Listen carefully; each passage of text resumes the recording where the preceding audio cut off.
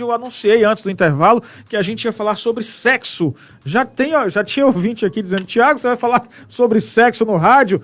Não tem medo de fecharem a rádio? Não, que é isso? Vamos falar, obviamente, sobre saúde pública. Veja esse dado aqui: 6 em cada 10 brasileiros não usam camisinha, preservativo nas relações sexuais. É o que diz a Pesquisa Nacional de Saúde de 2019, realizada pelo Ministério da Saúde e também pelo IBGE. Entre os jovens, o dado é ainda mais alarmante. De acordo com essa pesquisa, apenas 59% dos jovens entrevistados disseram ter usado camisinha na última relação sexual. Sobre o assunto, a gente vai conversar com a doutora Débora Brito, médica especialista em sexualidade humana. Boa tarde, doutora, seja muito bem-vinda aqui à Jovem Pan News. O assunto é preocupante porque o que está acontecendo? Por que os brasileiros, especialmente os jovens, não estão querendo mais usar preservativo nas relações sexuais? Boa tarde. Boa tarde, agradeço a vocês pelo convite e realmente é um tema muito relevante para que a gente possa conversar. Existem hoje vários estudos que tentam entender e explicar esse fenômeno, né? E são múltiplos os fatores que vão estar relacionados a um uso menor do preservativo durante as relações sexuais. Mas os principais fatores são eventos negativos mesmo, de desconhecimento, de desinformação. Nós vivenciamos, na época da descoberta do HIV e da AIDS, né, um momento de muita crise, as pessoas tinham muito medo. E os tratamentos, eles não eram tão avançados e as pessoas elas ficavam com sinais, tanto da própria infecção, né, da doença, quando elas desenvolviam a doença, como também muitas vezes efeitos do tratamento. Então, talvez quem seja um pouquinho mais velho vai lembrar da faces de alguns pacientes, né, aquela lipodistrofia, aquele rosto emagrecido. Então, se cria a crença de que você vai perceber se a outra pessoa tem alguma infecção ou não, se outra pessoa tem alguma infecção sexualmente transmissível que não seja HIV ou não. E, na verdade, com o avanço dos tratamentos, o que a gente tem é uma excelente qualidade de vida, muitas vezes, né? Inclusive chegando a alcançar a carga viral indetectável, mas muitas vezes vamos estar aí circulando com pessoas que estão contaminadas e não têm o conhecimento, não têm nenhum sintoma, e aí você acha que não precisa se proteger. Uma outra questão também, Thiago, que eu acho que é importante que a gente coloque, é que existe também a crença social de que quando você está num relacionamento estável, um namoro, um relacionamento com mais compromisso, um casamento, o preservativo ele pode ser dispensável, né? Então é importante que a gente entenda que é fundamental que se discuta o uso do preservativo mesmo em relacionamentos estáveis, né? Até porque quando a gente estuda, né, os relacionamentos, muitas vezes esses relacionamentos eles se rompem, eles acabam, eles entram em crise, às vezes por um relacionamento extraconjugal, e aí você não tem como se proteger. Então o que a gente sempre preconiza é que, né, você possa estar informado, usar o preservativo, né, tanto o preservativo externo quanto o preservativo interno, vai ser a maneira em que a gente pode se proteger de contrair alguma infecção sexualmente transmissível, entre elas o HIV, e isso é responsabilidade de cada pessoa que vai ao encontro sexual.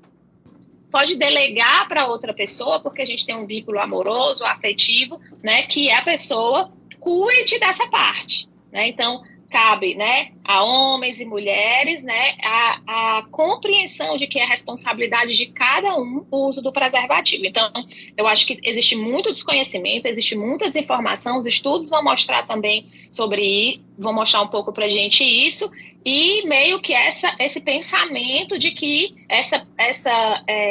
essas infecções sexualmente transmissíveis, elas estão plenamente controladas aí socialmente, que na verdade não é bem assim que está acontecendo. Doutora Débora, muito boa tarde mais uma vez. Com relação às mulheres, né, além da questão do preservativo, né, muitas mulheres acabam optando apenas pelos métodos contraceptivos, né, para não engravidar. Mas nesse caso, o contraceptivo, o preservativo, na verdade, além dele prevenir também a gravidez, que outras doenças, não pode prevenir também? Perfeito, excelente pergunta. Então, além de prevenir a gravidez, né, porque o preservativo ele vai atuar como método de planejamento reprodutivo, ele vai prevenir as infecções sexualmente transmissíveis, várias delas, né? Então, além do HIV, a gente tem que lembrar das hepatites virais, da sífilis, das infecções por clamídia, das infecções por gonorreia, né, das infecções por herpes. Né? Então, assim, uma série de outras infecções sexualmente transmissíveis, infecções vulvovaginais, que podem trazer desconforto e complicações, algumas, né? A gente consegue tratar com mais facilidade, outras nem tanto. Algumas estão relacionadas também com o processo de cronificação, que pode levar à infertilidade, que pode levar à dor pélvica crônica, né? A outros tipos de complicação. Então, realmente, o preservativo, ele não é para ser lembrado apenas como método de planejamento reprodutivo, mas como um método de vivência de um sexo sadio, seguro, né, que também possa proteger essa pessoa de contrair qualquer tipo de infecção sexualmente transmissível. Doutora, eu vi aqui um dado a respeito do câncer de pênis, né, entre os homens. Em 25% dos casos registrados no Brasil, o órgão tem que ser amputado, né? Até ler a notícia é um pouco pesado para a gente saber que existem milhares de casos de homens que têm que ter o seu órgão, o pênis, amputado por causa do câncer de pênis, né? A prevenção também com relação à própria higiene, as relações sexuais com preservativo, tudo isso está no escopo da segurança da saúde do homem também em relação ao sexo, né? Perfeito. Então, pensar esse cuidado, ele se torna algo muito importante. É prática, né, recomendada, né, e aí as mulheres acabam buscando, desde a adolescência, com uma consulta ginecológica, para fazer um exame preventivo, e a gente não observa esse mesmo tipo de cuidado em relação à população, né, de pessoas com pênis. E acaba sendo importantíssimo, porque a desinformação sobre quais seriam os possíveis sinais, quais seriam os possíveis sintomas de um processo de comprometimento podem passar batido, e aí essa pessoa às vezes está apresentando algum corrimento, ter alguma lesão de pele, achar que é simplesmente um fungo, algo mais simples, e realmente ser uma infecção sexualmente transmissível. Perfeitamente. A gente está conversando aqui com a doutora Débora Brito. Ela é médica especialista em sexualidade humana. Pegando aqui esse dado, eu falei ontem aqui no programa, doutora, sobre os jovens que estão usando muitas drogas, né? Eu me lembro nos anos 80 e 90, quando eu era adolescente, que tinham muitas campanhas para o combate às drogas, diga não às drogas, né? Incentivando as pessoas ao esporte, à boa alimentação, à vida saudável. Com relação também ao uso do preservativo, à prevenção da AIDS e outras ISTs, a senhora acha que também falta aí um engajamento mais da sociedade, dos governos em campanhas, em instruírem mesmo os jovens sobre isso? Eu acredito, assim, campanhas, eu percebo que acontecem muitas. Agora, esse tema da educação para a sexualidade, que precisa ser integral, e a gente precisa pensar nessa educação para a sexualidade sadia e segura em várias fases da vida, não é? Ele não pode ser tratado apenas com campanhas publicitárias. Ele precisa ser conversado também dentro, né, das próprias casas, a partir das próprias famílias. Porque quando a gente fala em sexo, né, seguro, sexo sadio, prevenção de STs, gravidez indesejada, porque durante muito tempo, Thiago, a gente pensou em educação sexual, tipo, não engravidar antes do momento que se deseja, não contrair um ST. Mas a educação para a sexualidade, ela vai muito além disso. Ela vai em você construir relacionamentos, né? Sejam relações casuais, sejam relacionamentos longos, em que exista o respeito, né? A boa comunicação entre as pessoas, para que esses adolescentes, eles evoluam aí na descoberta da sexualidade, conseguindo refletir sobre esse comportamento sexual.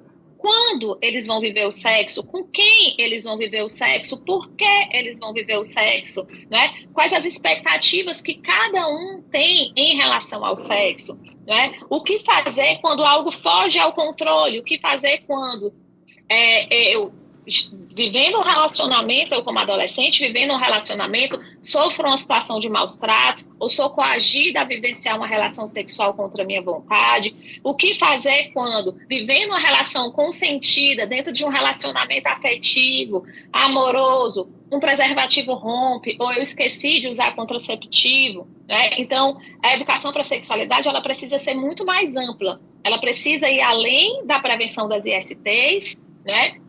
E precisa também alcançar a prevenção de violências, a prevenção de desigualdades, né? E facilitar o acesso desse jovem e dessa jovem adolescente à saúde, para que eles recebam as informações da maneira mais adequada possível para a sua faixa etária, né, e mais integral possível.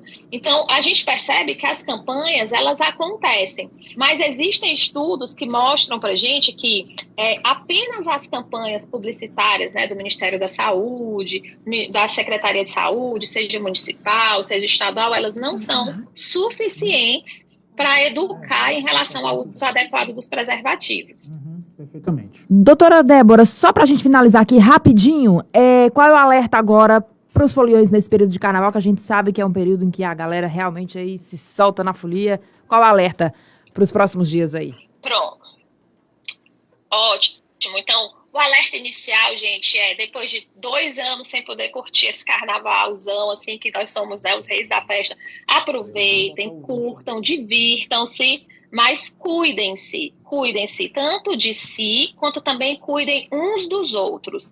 Cuidado com o uso, né, problemático, exagerado, sem moderação de álcool ou de algum tipo de droga. Isso pode aumentar a chance de você se envolver em um comportamento sexual de risco, sem uso de preservativo ou sem uso de contracepção, tá? Isso pode aumentar a chance de você vivenciar comportamentos socialmente inaceitáveis, né? Como, por exemplo, desrespeitar alguém, cometer um assédio sexual, e isso é crime. Que a gente lembre que não é não, e em uma situação em que algo fugiu do controle, né? Seja o preservativo rompeu, não lembrou de usar, aconteceu alguma coisa, é importante vocês terem em mente que todos os sistemas de saúde oferecem profilaxia pós-exposição de risco. Então, em situação em que você teve uma relação sexual desprotegida, ou você estava protegido ou protegida, e esse preservativo se rompeu, você tem como acessar o sistema de saúde em qualquer lugar do nosso país, tá? Para ser encaminhado para fazer PEP, profilaxia pós-exposição de risco para HIV, para que você não contraia, não corra risco de contrair HIV, e também, nos casos das pessoas que têm útero e vagina, prevenção de gravidez indesejada naquelas situações em que não houve uso de contracepção. Perfeitamente. Tá? Então, acho que o recado maior é esse: aproveitem, mas cuidem-se. E saibam, né, as rotas, os caminhos que vocês precisam cuidar para que, no caso de algum desfecho ruim, algo que não estava ali no controle, você possa receber o acesso e o cuidado adequado. Perfeito. Doutora Débora Brito, especialista em sexualidade humana, muito obrigado por sua atenção e gentileza, tá? Boa semana. Obrigada, Tiago. Obrigada também, Adriana, e a todos. Muito boa tarde.